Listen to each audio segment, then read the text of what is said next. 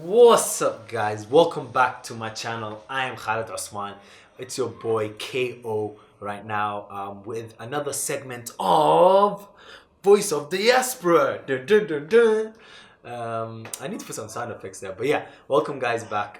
So Voice of the Diaspora, basically, some of you might be thinking, what is it? Basically, it's a chance for me to meet with other diasporas in Somaliland, Hargeisa especially, and kind of like just talk to them about the opportunities, the struggles, what they're up to, what do they do here, how is life here, what would they want to say to people outside of Somaliland.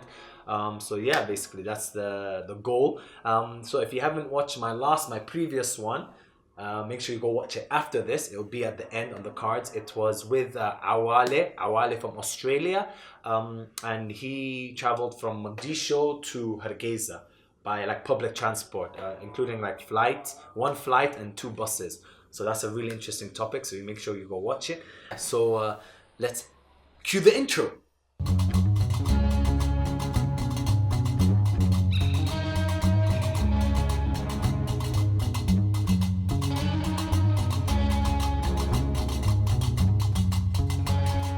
So the winner I have a surprise for you.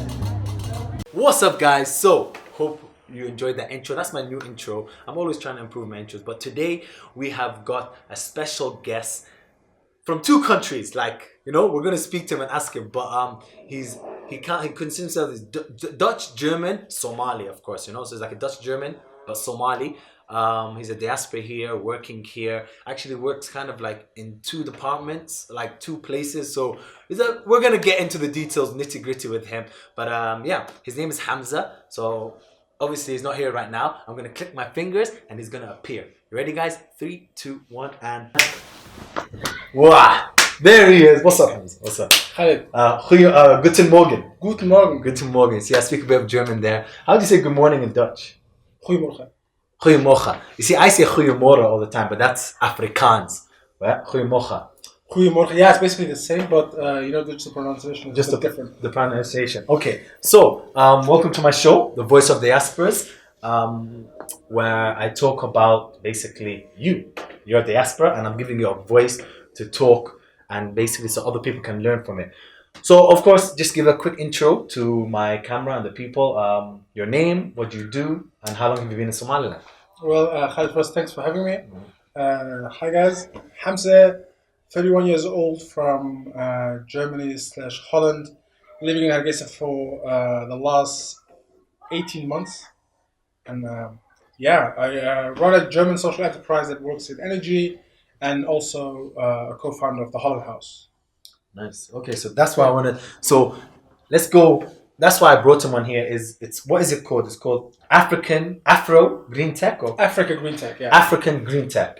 So it's what's that about? What is African Green Tec? Africa Green Tec is a social enterprise, a company from Germany that works in renewable energy, solar energy basically. Nice. And what we do is we build and produce solar containers, which is sounds a bit weird, but it's basically a container, a sea container that is made up to with solar panels on it, and that can provide energy up to 500 households, mainly for the rural areas.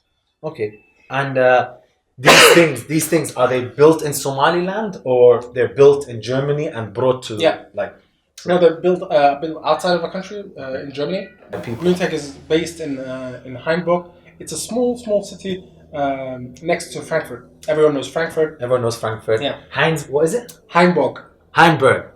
Hamburg. Like Hamburg. Isn't that like what's that guy's name from Heisenberg? Heisenberg, yeah. Yeah, from what's that show? It is. It's Breaking Bad. Breaking Bad. That's Yeah. it. You can tell I don't watch TV shows, but okay. So Me neither. I've never watched. You never watched Breaking Bad? At least I watched one episode. Not a single episode. Really? Yeah, it's good. It's good. Yeah, maybe I should. If you're into TV shows, it's a good one. That and Dragon, Games of Thrones. No, neither. Neither? Yeah. Okay, well, we got a lot of House of Cards is the only one that I watched. House of Cards? Yeah. I heard it's good. I heard I need to watch it. Really good, yeah. If But, you're into politics and... Yeah, I'm not into politics, cool. so I'm not going to watch it. But, okay, so that's where it's being built. So you say it's built there and then brought here. Yeah. Now, what's your role of course, you're not building it because you're not in Yeah, Germany. yeah. What's your role here in Yeah. Somaliland? What do you do? Yeah. So as I told you, it's a solar company. By the way, I'm not an engineer. I have no background in engineering or that kind of stuff. But my role is basically I'm the country director for Somaliland, and what I do is basically oversee that we get projects here done, that we get containers here, and it's whole operating, and it's not easy to get a container here in times of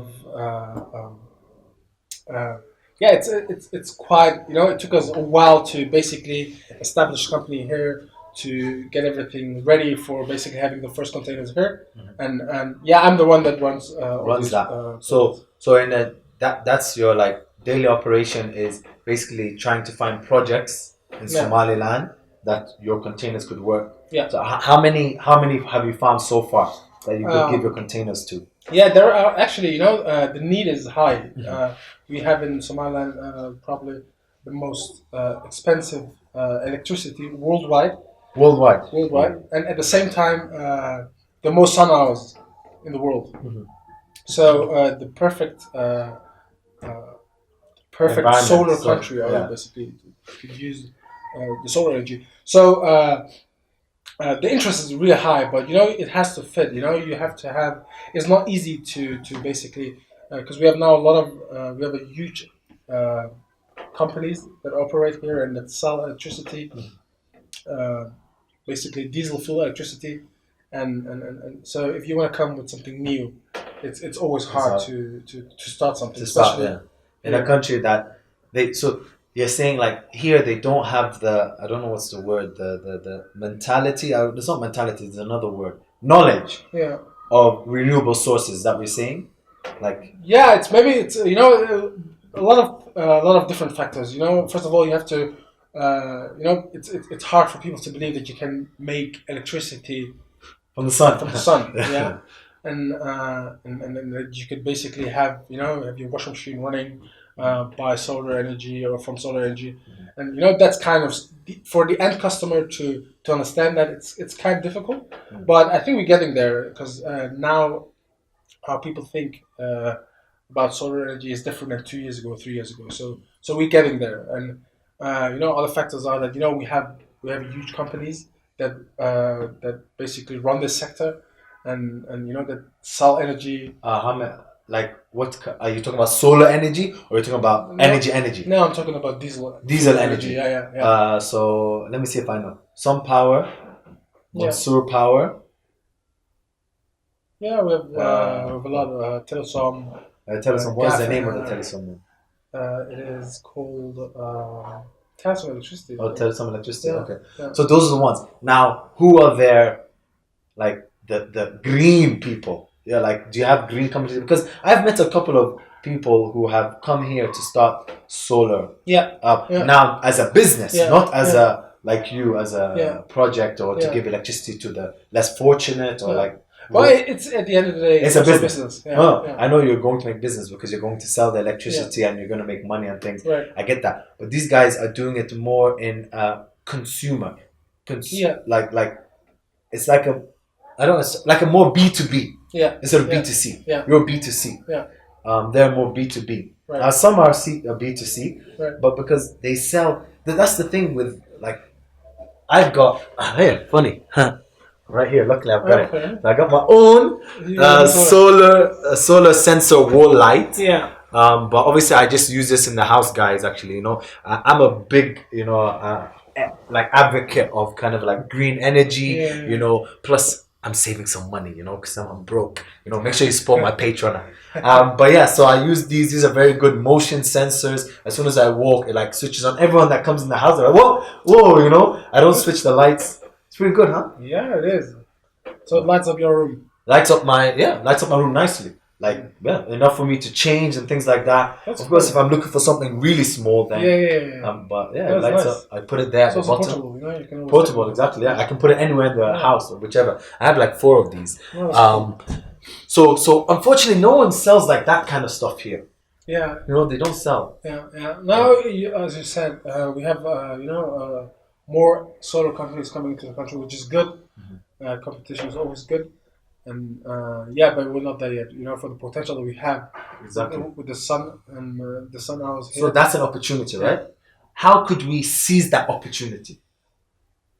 People to seize it, like not you, just like people who want to start business here. So the opportunity, because you told me we have the most sunlight in the world. One of the countries that has the most sunlight, and you're saying we're the most expensive electricity in the world.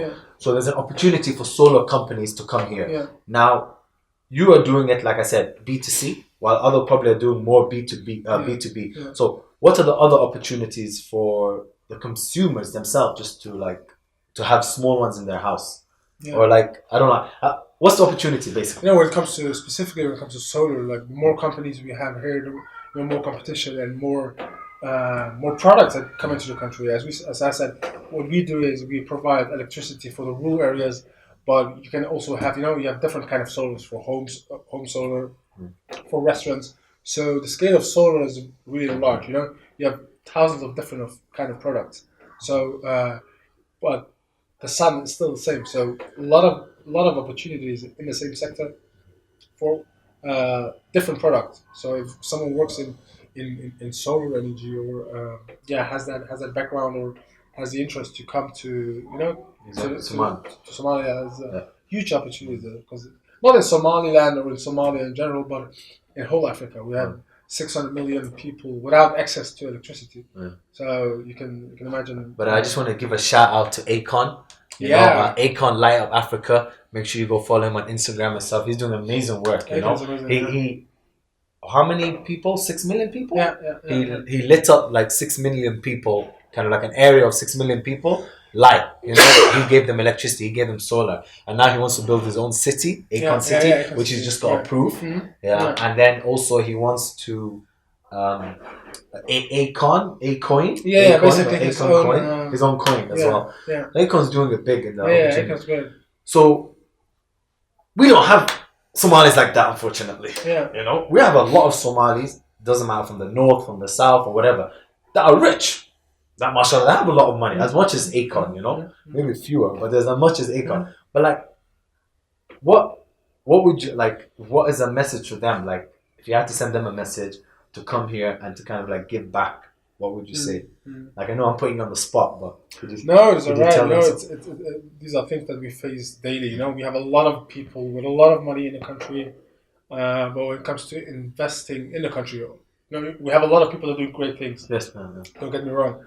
But at the same time, we have a lot of people, mainly older generation, where you see, in what they invest, that you think by yourself, okay, now it's a thing to have high buildings and then all these, like Data Mall or Dapsho, all these tall buildings and don't invest in the basic things, and things that basically bring us as a country or as people, how our roads look like, and of course there's also a responsibility of the government, although I don't want to get into politics, but at the same time, we have lacking on a lot of things. So maybe we should maybe when it comes to investing in the country, investing in solar. Not in land. All these people invest in land and buying land and buying land and buying land for the sake of buying land, but not in basically the sectors, that's needed. So what's the message? What would you tell them? Like, come here, invest in, like, if you had to say a line. Now I would say, definitely talking specifically about solar. Yeah, solar is huge opportunity, and I would everyone advise to come to Africa, because Africa's the future. Africa's the future, I like that. Okay. That's a strong message right there. I always say Africa is the future. Okay, so now, we know there's opportunity, and we know, like, is it expensive? Like solar? Because I heard it's expensive.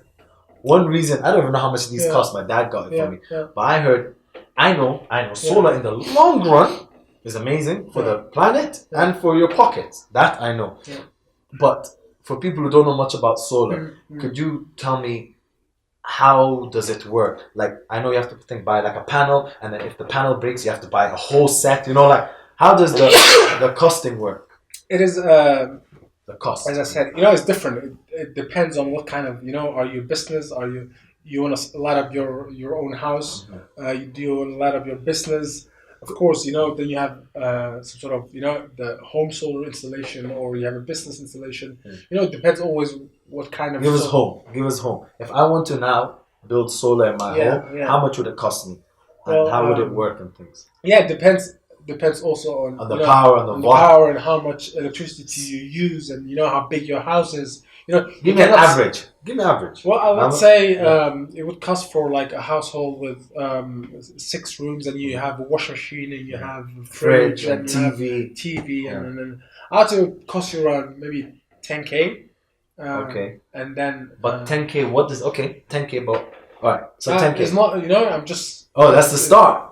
No, it's not. It's not a start, but it's basically that I cannot say that because I don't know what kind of or how much electricity you use, but So 10K. Now, what does the 10K get you? Approximately, right? Approximately. No, this is all approximate. We're not. You're not quoting. Giving me a quotation right now. But what does the 10K get me?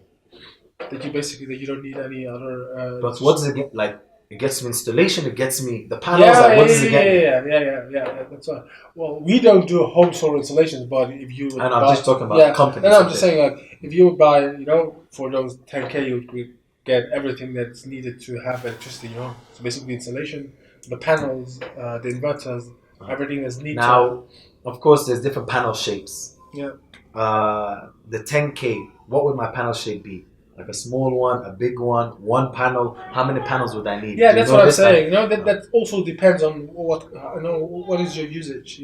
How many or how much electricity you use, and could be like I could say 10 panels. It could be 15. It depends also on what kind of panels. Because you have a lot of variety. Okay. All right. Okay, so that's just quick information. All right, now. What is the difficulties you've been facing? So now we know there's a lot of opportunity for the solar from B2B, B2C. We know we have the most sunlight. Yeah. So do you think we're moving in that direction? From government, from the up on top, from the consumers? Like, are people, generally, the country, moving in that direction? Or slowly. Very slow, yeah? Like I said, people have better understanding about solar energy a couple of years ago. Mm-hmm. But it's still, for the potential that we have, it's very slow. Yeah. Okay. Now, so how could we speed it up? How could we speed it up? Yeah. A lot of different factors play also a role from government side, to make it easier for companies that start in sectors which are basically good for the country. Climate change is real, and so basically, companies that work in innovation and in green in the green sector, to have such kind of companies, from government side, maybe should also be easier to make it basically easier for them to enter the market. Okay. And regulations, a framework that makes investing in these kind of sectors much easier. So okay, what is the difficult part right now? Like, bro, my channel is we can go into the government and stuff like that, No, as long as you don't say names. Yeah, well, I face a lot of problems, and when it comes to solar companies starting here in Africa, I think it's never easy, because you have to do it. Different competitors that already work in the field for a long time and selling diesel fuel, which is expensive, which is not good for the environment, which is not good for. Which is actually, compared to solar energy, it's not good to rely on diesel fuel and diesel generators and electricity that you get from generators. Where do you get it from? No, because that's a good point. I'm gonna actually probably interview a petrol guy or a guy who owns a fuel station. Yeah. But there's a lot of fuel stations here. Yeah. So that means there's a lot of diesel. Yeah. And you're telling me diesel's expensive. I know diesel is bad for environment. I know that. Mm-hmm. But you're saying it's expensive and But then how are we bringing it here? Like, Like, if it's expensive, why are we bringing it here? So isn't it better than we go green and it's cheaper? Yeah, of course. Because solar is... And we're sticking to diesel. Now, specifically talking about, the getting there, basically having that move, solar energy is quite new, compared to the world even, or to Somaliland, like to the country? to Somaliland, of course, to Okay. Somaliland, but like, and in Africa in general, like as I said, we have 600 million people without access to electricity, and we used to have here diesel generators, and still have. I think. So the thing is, it is more about okay, how easy or is to start a business that works in energy or Energy. that works How in, easy? How easy or how hard is it? It is not easy because you have those big companies that work in The diesel. in the diesel sector that sell diesel fuel and which is not cheap, Yes. and they don't want you here, right? So they don't want. So it's like the big boys are stopping the little, like kind of like growing the smaller companies. Yeah. Now we have this big company that works in energy, and it's basically the main provider for electricity in Hargeisa, and it's they've been here now for like I think 3-4 years, and basically it was before that time it was 30 or 40 small companies that became this big company. Okay. And so it's not easy. So okay. So it looks like it's difficult because again it's like a monopoly. Really, like the electricity monopoly is running the town, the country, basically. Yeah. And not letting solar come in because it's affecting or disrupting the market for them. Yeah. Which is, you know what it is? It is not impossible to start a solar company. We started, a lot of other solar companies are working here. But with these big companies, it's not easy, That's what I'm saying. But it's not that it's a monopoly, it's just for them. Okay, go on. Tell me now how difficult it was for you. Well, to set up your African Green Tec, by the way. Follow them, links down below. No, it was not easy. I came with this idea and this project, and basically to start African Green Tec here. Like I think it's now almost 2.5 years ago, 3 years ago almost, and we came a long way, and it was never easy. First of all, you have to get or realize what you're going into, especially if you don't have background in this kind of sector, and it's different when you come here for holiday or when you want to start here a business. So give me the difficulty as in like from going to the minister maybe, or difficult getting a piece of paper, or the difficulty of starting a company. Like give it to me like that. Yeah. So what's the difficult part? You want to tell me the stages you did? Just tell me how to set up a solar company. How did you set it up? Tell me step by step. Yeah. I got a piece of paper. I got like. Well, I came here. I came here, and at that time I was not living here. Give me a year. What time did you come? Give me your whole story right now. 2016. I came basically. Well, 2017 was. Nice. 2017. I came here, and then just to figure out what is going on in the country in the sector, and you travel around and you just want to have some sort of information and assessment of that what is going on in the field that you want to start something, right? Yeah. And then you travel around, have a lot of discussions, have a lot of information that you get from people that are based here, from companies, from ministries, and that's what I did for first year was more collecting information and finding out what is going on, and then when you decide I want to start this business here, of course with the company back in Germany, and then you come here, to be honest, I didn't have a lot of difficulties with getting paperwork done. Of course, maybe you go once or twice or 3 times back to the institution where you have to go to get that license or that paperwork. But that was not even the issue. It is more about from bureaucracy, or it was all right. Could have been worse. And then you finish with that, then you start looking for investors, where do I get the fundings from? How easy was that? So you've got investors right now, or no investors? Yes, we got investors, and then that was the easy part, to basically convince people about because what we wanted to do is we wanted to work with local investors. I was going to ask. That was the idea in the beginning, but that's not easy, and it was not easy, and then you have different stages, looking for investors, looking for the right region, for the right village, for where people need it most. Yeah, where the need is the most, and and so you have different stages of basically getting there where you want to go. Well, I can write a book about the difficulties that I faced in the last couple of years. Let me tell you a funny story. There was this region that I went to a year and a half ago, where we wanted to have or to bring a solar container, and everything was all right. We were having discussions going on for weeks. I went to that place, and then 2 days before the signing the agreement or the contract, uh, one of the guys that was responsible for the city um, came to.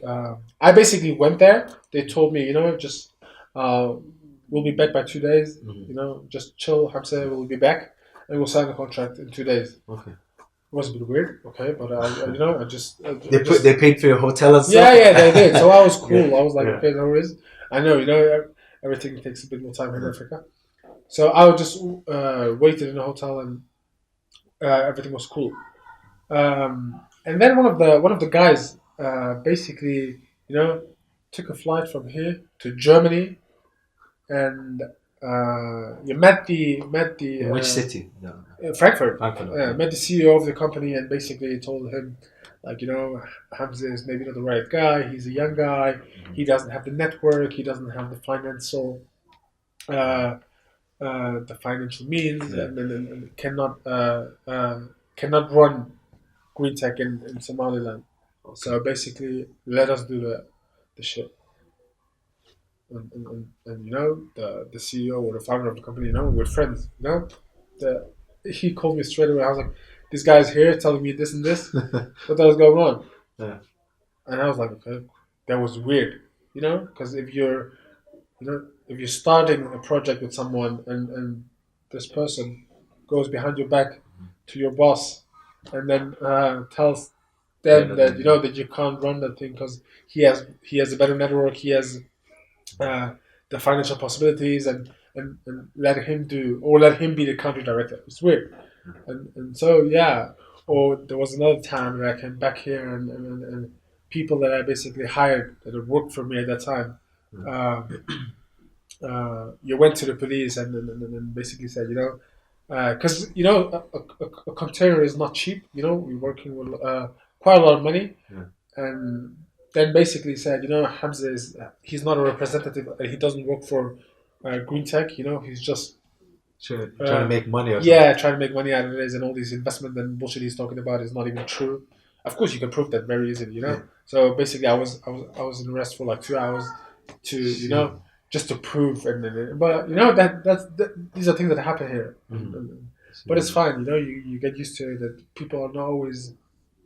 So it's difficult. It's not the easiest. Yeah, it's challenging. Okay. Now, what would you recommend to the people before we go into the Holland House in the solar or like in the business sector to make it easy for them?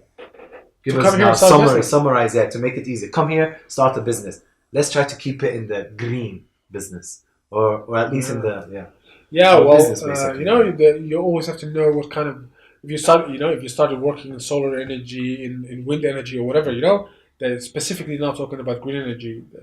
You always should know your market. The needs of the country, the opportunities, and that's not just for the green for business in general. Give me business in general. From your recommendation, give me a summary of what should people know before setting up a business here. That you should be here yourself. A lot of people try to run their businesses from abroad, and that definitely doesn't work. You have to be here. You have to be 24/7. You cannot just run your business, back in the UK or back in Germany, and then have a business here, and that doesn't work. Does it work? By the way, maybe run it from Kenya, or that's still too far away? No. You have to. You have to be here. Yeah, you have to be here. Okay. Yeah. 100%. I get that. Okay. So you have to be here. What else? And it depends on what you do. Know your market. Yeah, know your market. Know your What customers. else? Know basically. Do an assessment about what that it's. The more information you have about that, what you're doing, or that. Patience. Would you say patience is a lot? Maybe patience is key. Is number one. Yeah. You have to be patient. Yeah. You're not just gonna. It's not like you come here, you start your business, everything works out straight away. Exactly. Then you have to be patient. You have to know what you're getting into. Because starting a business in such an environment that is different to yours or the environment you came from is way different. It's different, yeah. And difficult. So patient, I would say, is definitely a big key. And also, as I always say, know people. Do you know what I mean? Before you start here, get to know people because this country is who you know, not what you know. Unfortunately. Sure. Now let's go on to the next topic, which you also we just dabble in it because the reason why I wanted to talk to you mostly was about the African Green Tech because I want a bit more people who are interested in the green to come here, inshallah. Now, of course.